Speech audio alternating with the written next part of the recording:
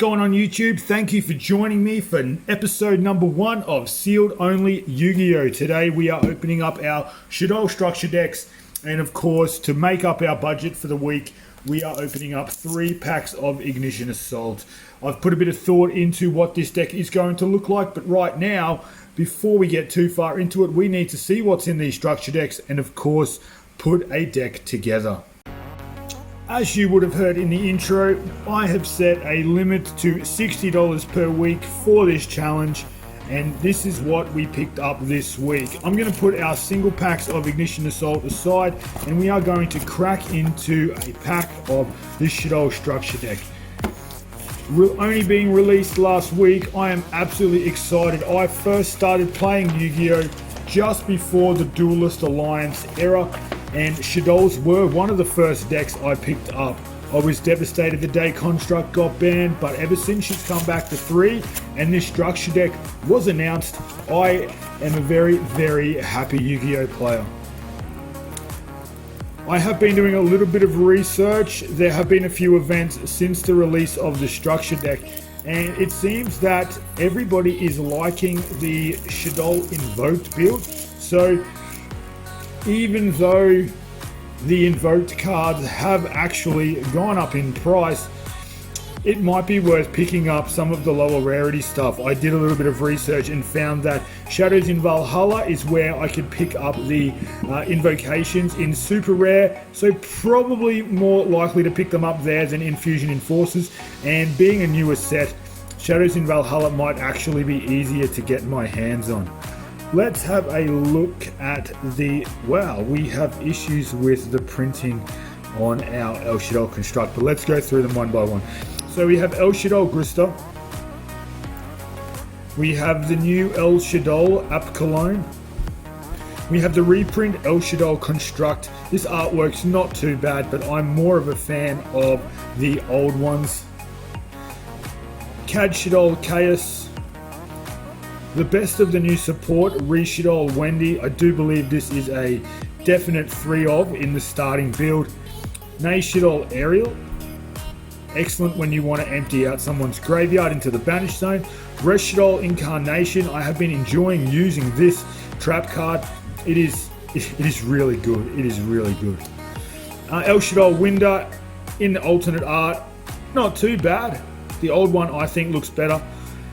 Naelshaddoll Shekinaga, Shaddoll Fusion, the original Void Imagination card, and we have our Shaddoll support. So we have Falco, Hedgehog, Squamata, the reprint of Dragon that's finally here. It didn't get reprinted in Battle of Legends, but it did get printed in the structure deck. That is amazing. Shaddoll Beast, Shaddoll Hound, which we won't be using, Shaddoll Zephranaga, which we won't be using, nor will we be using Zephyr Core, so we'll put those to the side. We have Blackluster Soldier, Lava Golem, Dark Dragon, Fairy Tale Sleeper, Performage Trick Clown, Armageddon Knight, Felice the Light Sworn Archer, I believe this is her first reprint, Electromagnetic Turtle, another version of Mathmatician, which might be a great starter card early off in this challenge, Curry Bandit, Pero Cerberus. Again, early on, this could be quite a useful main deck or side deck utility option. We have the Field Spell, which I don't think anybody has ever played in the existence of Yu-Gi-Oh! Naelshaddoll Fusion, Nephe-Shaddoll Fusion, probably not the best option, but maybe a one-off early on until we can pick up those invocations. Super Polymerization, which is an excellent reprint. Instant Fusion, another great reprint. Allure of Darkness, Foolish Burial, Living Fossil, Pot of Avarice, newly off the ban list, great addition to the deck.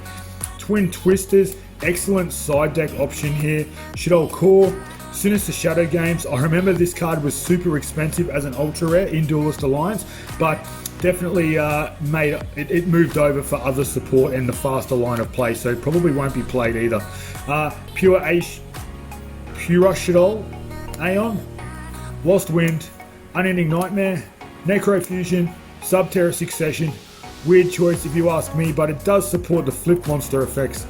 And we have some more extra deck stuff in Naelshaddoll Wendigo, Naelshaddoll Anoyatelis, and Shaddoll Construct. The little construct, not the big one. So all in all, this is actually a really good structure deck. When we put 3 of them together, we're going to be able to come up with something pretty decent right from the get-go. The best part about this structure deck is that we'll even have a bit of a side deck to go into our first tournament with without having to worry too much about what comes next. I'm going to hit pause and I'm going to put a deck together. I'll come back to you with a full profile and we'll crack into our Ignition Assault packs and have a chat about where this challenge is going to go. Alright guys, we are back and we have a final build that we are going to run at our first round of locals. So I want to take you through the deck list. I want to take you through my thinking behind why I chose this build to start with, and we will go from there. Remembering that we still have 3 packs of Ignition Assault, and I will tell you what I'm looking to pull out of those packs once we get through this first deck profile. If you have been watching any of the Shaddoll deck profiles online, there is one card out of Ignition Assault that is almost a mandatory and probably should have been printed as a Shaddoll card, but wasn't, and that of course is Cross Sheet. So the first thing we'll be digging for in our openings is a Cross Sheet, being a short printed rare card that has now hit a price of about $15 Australian per piece. It's going to get interesting if we can actually pull some of that out of a pack. But before we worry about those packs, let's get into the deck profile and what I have put together. So the first card that we've got is 3 Shaddoll Wendis. This card is pretty much the 2020 version of... Oh, bumped the camera there. The 2020 version of Shaddoll Falco. We are running Falco, but not in great numbers in this deck because Wendi will special summon that extra monster as soon as it's sent to the graveyard. Whether it's sent from the field or sent from the deck or flipped face up. It is just a free special summon. The only other 3 of Shaddoll card is 3 Shaddoll Squamata. Running 3 Squamata because it is any Shaddoll monster you want. It means that we have to play less of the other Shadolls. This thing can turn into whatever we want it to. Also, if need be, the flip effect to send a monster. It can target a monster and destroy it once per turn when it's flipped up. That is also quite a good effect. It comes in clutch sometimes. The next card we have is Naelshaddoll Ariel. We're running Allure of Darkness in the deck. We do banish a few cards. We are running Blackluster Soldier as well. So being able to special summon back one of our banished monsters when this one is flipped face up is great. Also, the utility of the banishing 3 from the graveyard is pretty much a triple DD Crow. Most decks in this format are reliant on the graveyard. So being able to get rid of some of the resources from that graveyard of the opponent is actually pretty good. It can also let you banish monsters from your own graveyard, so you can use Ariel's effect later on to bring them back if you like. We are running 2 Shaddoll Dragons. Excellent card from removing back row. This is our only spell and trap card removal in the main deck. So running 2 of that plus the Squamatas gives us utility of a few more copies. So we will keep that at 2. We are running 2 Shaddoll Hedgehog. When it's sent to the graveyard, it will give you a Shaddoll monster, and it's always good to have a Shaddoll monster in your hand. If it is flipped face up, because you've special summoned it with Wendi, it will give you a Shaddoll spell or trap card. So just getting more cards in your hand is great. Just getting through that deck and getting those fusion cards that you need as well. The final Shaddoll monster, no, I lied, it is not the final Shaddoll monster. Shaddoll Beast, the draw 2 or the draw 1. Draw 2, discard 1. It gets Shadolls in the graveyard, it gets you through your deck, and it is a really good card. I like to special summon Shaddoll Beast off of Wendi when I'm in a fairly good position just to get some more resources in my hand, and of course getting an extra pop effect if you like by sending a dragon from your hand. If you've got that to the graveyard, you will get a pop from that as well. Keios is great. I believe it's Keios. Not the best card, but I still think it's quite interesting. it can let you special summon one from hand when it is flipped face up, but it also gives your monsters a boost. If I do have to cut a Shaddoll card, it will be this one. I don't like it that much, but I needed to make up numbers and didn't want to run triples of any other monster. The only other one-off Shaddoll card I run is Shaddoll Falco. We are still running the tuner. We don't have any synchros in the deck just yet because the structure decks didn't come with one, but in the future maybe we will utilize that, or maybe we'll cut it. We'll just see how it plays out in the initial tournaments that we play this deck with. So that's all the Shaddoll cards that we're running. Now into the normal summons, we have 2 Mathmatician. We do need an Earth target for Shekinaga. This is a good one. This lets us dump a card to the graveyard as well. And also, if it is destroyed by battle, it will let us draw a card to get us through our deck a little bit faster as well. We have an Armageddon Knight. Again, dumping that dark to the graveyard. Always really, really good. We need some more light targets because we do only, I believe, have 2 in the deck. We have the Keios and a Performage Trick Clown.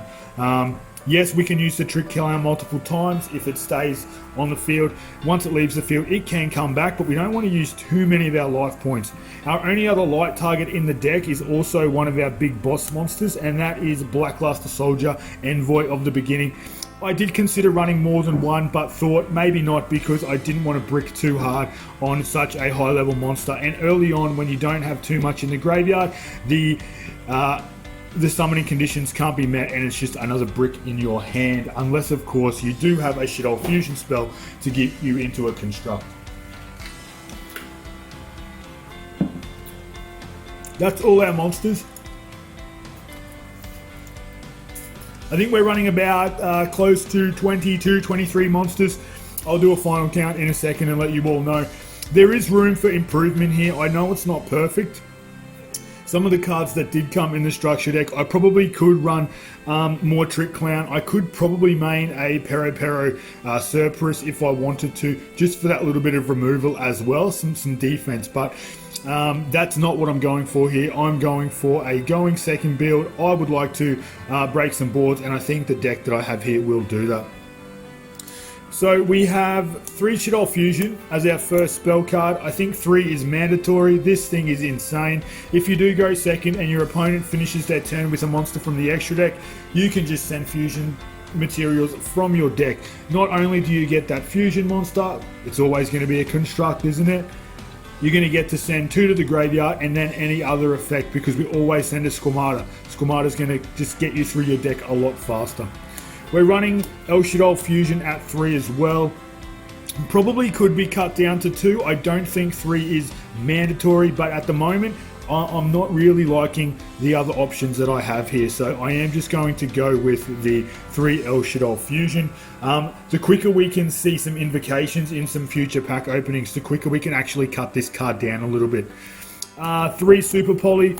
We don't have any Super Poly targets that are going to help us destroy our opponent in terms of Starving Venom Fusion, but they are things we can look at in the future. But Dark decks still being so prevalent in the meta, we can use the opponent's Darks to bring out Naelshaddoll Wendi, and of course Spirals. I think some of those are Earth. We can bring out Shekinaga, which Shekinaga has a big 3000 defense butt, and yeah, she's a damn good card. We're running 1 Nephe-Shaddoll Fusion. This one here I'm not too sure about, but I do like the attribute modulation effect. It can let us change attributes on the attached Shaddoll monster, so I do like that effect, just in case we do want to go into an Annoyatelis or into a Grista and we don't have those right materials in our hand. We can just use our Nephe-Shaddoll Fusion and that will be that. Because we do run such a high dark component, we are running triple Allure of Darkness just to try and speed us through our deck a little bit faster. The draw is always good, and like I said earlier in the video, if we do flip up Ariel, what we will get to do is special summon back that dark monster anyway. So if we do see both in our opening turn, chances are it is going to be pretty much a free draw too eventually anyway. Now some single power spells. We have Foolish Burial at 1, self-explanatory, just getting those monsters into the graveyard to start triggering some effects. and we are running Pot of Avarice strictly for the reason we are going to try and turbo through our monsters and our fusions quite quickly. So by recycling our fusion monsters back to our extra deck, we are going to see some of the cards that we need from our main deck a lot sooner. And that might be a fusion spell card, that might be like one of our outs, like Shaddoll Dragon or something like that. Onto the traps, we only run 4. We are running 3 of the new trap cards. This thing is absolutely insane. It is a Call of the Haunted from when it's set on the field, and then the banish effect of this card when it is in the graveyard actually lets you reflip, either flip up a face down or flip down a face up Shaddoll monster that's on the field. So it is really good to get some of those trigger effects off, some of those flip effects off really early on in the piece. It can give you a draw too. It can let you pop a monster. It'll let you send a monster back to hand if it's dragon. So some really good options there. And the final trap is the one Shaddoll Core. Not too sure about this one, but I do think it is necessary. It can act as a little bit of defense. It is 1950 defense, and also it can actually modulate its attribute as well. So we get a little bit of attribute modulation when we are special summoning our different attribute fusion monsters. So that is the main deck. It is an even 40 cards. I didn't want to go anything over that because I do know there will be some consistency issues early on.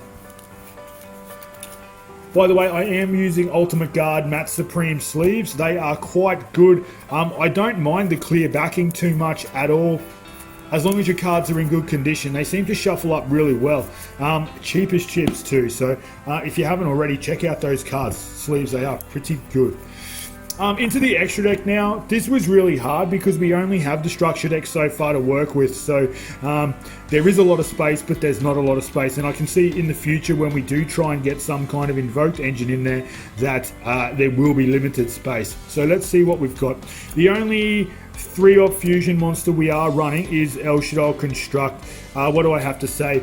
This babe is the best card in the deck by far, letting you send a card to graveyard, destroying a card once it's attacked, and of course when it is sent to the graveyard, you do get to recycle one of your Shaddoll Fusion or trap, spell or trap cards. Really good card. Definitely a 3-off for me in this deck, and it's always been a 3-off in any Shaddoll deck. Thank goodness she's off the list now. Running double Shekanaga. We are playing 2 Earth targets, and we do have our modulation cards to come into that. The booty on this is good. I am a fan of those really high defense monsters. If we do need some protection, it is going to be hard to get over. The negate effect is also great. We always have some sort of Shaddoll card in our hand, so after that effect goes through, we will send something to the graveyard and trigger off another graveyard effect. We're running 2 of the Naelshaddoll Apkaloni. This one is also pretty good. If it's special summoned, it is an effect veiler, so you get to negate an on-field effect of one of your opponents, or any card on the field. It's got to be face up though, and if it's sent to the graveyard, rather than recycling a spell or trap card, it actually allows me to add a Shaddoll card from my deck to hand. So as you can see, my structure decks, the wording on those, the printing on those names are quite disappointing. Not very good ultra rare printing right there. Double Winder. I have considered bumping this one up to 3 in the early stages of the sealed only challenge, because if we can shut down someone's special summoning, chances are we can shut down their game.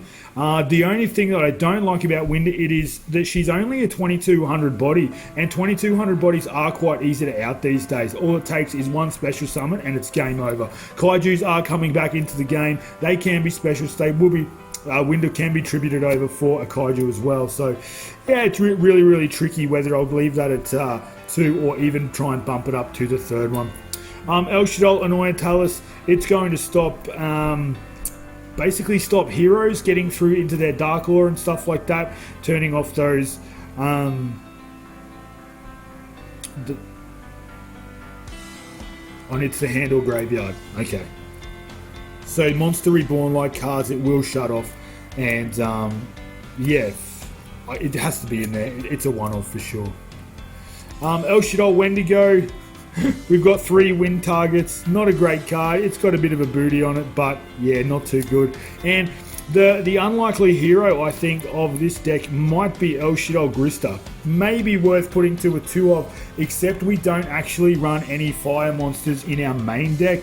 You'll see there is a target in the side deck, but in our main deck there are no fires. So we're relying strictly on our modulation, our attribute modulation to get us through and get us into this card. But it can negate the special summon of a monster. And our final 3 cards are Shaddoll Construct, our Link monster. Really, really bad arrows on this card. I don't know why Konami didn't just make it a normal Link 2 where it gives us the bottom left, bottom right. But it's got the left and right arrows that are absolutely pointless. Yes, you can bring it back if it's sent to the graveyard, if it's in the graveyard by banishing a card, but it's too late then. You need to summon this and then you need to get into your fusion straight away. The effect of this card that I do like is it is pretty much a Shaddoll Fusion card. It's really, really good. So this is the extra deck that we're working with at the moment. Of course, we are going to try and pull that cross sheet early on, and hopefully in the 3 packs that I have sitting over here, we will be getting that. Now, the one part about the Shaddoll structure deck that I am really enjoying is the fact that there was enough support in there and enough good cards that we could make a side deck without actually having to worry too much about it being awful.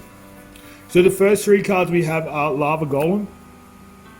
Easy way to start clearing off your opponent's board. You do lose your normal summon, but if you do have your Shaddoll Fusion cards in hand, get straight into those Fusion monsters, of course, and destroy them. Don't forget to special summon it in defense mode, so you can then attack over it with Construct. Remember, it does have 3000 attack, so it can be pretty beefy if it is summoned in attack position. We have the 3rd Shaddoll Dragon for some more back row removal, as well as 3 Twin Twisters. This deck will lose to Floodgates really, really hard. Anti-Spell Fragrance is a terrible card for this deck, as well as there can be only one, because most of our Shaddoll monsters are in fact spellcasters, except for the new cards. We have Lost Wind at 3. We love to negate, and we can use it more than once if it is in the graveyard.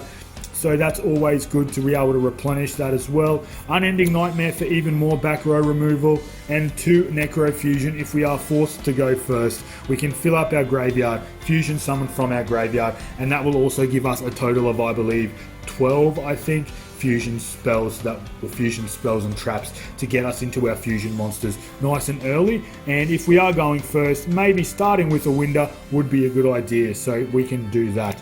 That is our main side and extra deck. That is what we're going to be running in our first tournament this weekend. Really looking forward to seeing how it goes. Like I said at the start, I really love Shaddolls. The last thing we need to do in this part of the video is we need to open up these 3 packs. So let's get cracking to see what we can pull. We are banking on that cross sheep to stick straight into the extra deck. So we have AI Ritual, Megalith Haggith, matching outfits, Battle Survivor, Usa, the Earth Charmer, Megalith Ophiel, Megalith Och, Hiari Adignista, Ghost Meets Girl, Mayakashi's Manuscript. No cross sheep yet. We did get a Link 2 rare though. We have AI Shadow, Chronomaly, Tusper Rocket, Don Yoribo at Ignista, Fiendish Portrait, Ancient Warriors, Loi Guan Yun, Megalith Beitor, Guard Ghost, Armory Call, Ghost Meets Girl, Mayakashi as the last card once again. Final pack. We need that cross sheet, guys. Bless these pulls. 1 pack to go. It's got to be here somewhere. Adignista, another Adignista, Cupid Serve, matching outfits, Megalith Promotion, Megalith Aratron as our super rare, Karakuri Gamma MDL, Condolence Puppet, and Karakuri Gamma Oil. So it looks like we're not making any changes with the 3 extra booster packs. What we have here is our deck that we are taking to our first tournament this week.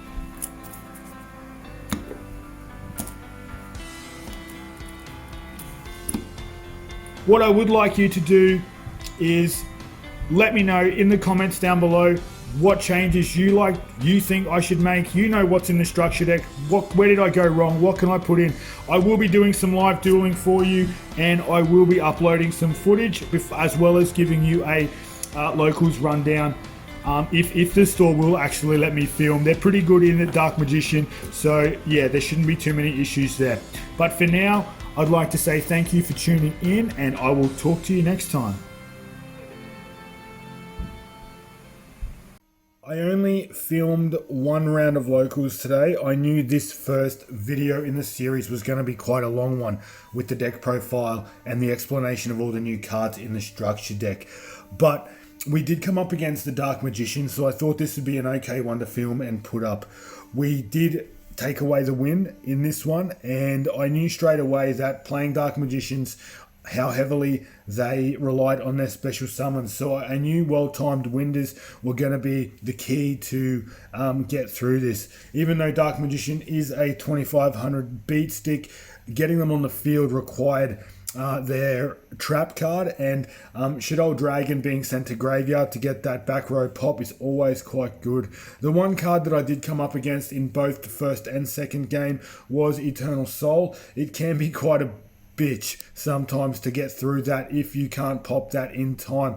It will actually do a little bit of damage, and it does hamper the strategy a little bit, but being able to beat over all of the monsters with Construct and then finishing your turn on a winder is quite valuable. You will see that in both games 1 and game 2, Super Poly came in clutch. I don't think it's going to be dropped to 3 unless it gets hit on the ban list somewhere again, because that card is the best game winning card there is currently for the Shaddoll strategy, especially running the sealed only decks. I could not say more good things about that card. Definitely the MVP of the game. We did go through and played 3 more rounds, and I will give you a recap of those in the final part of the video.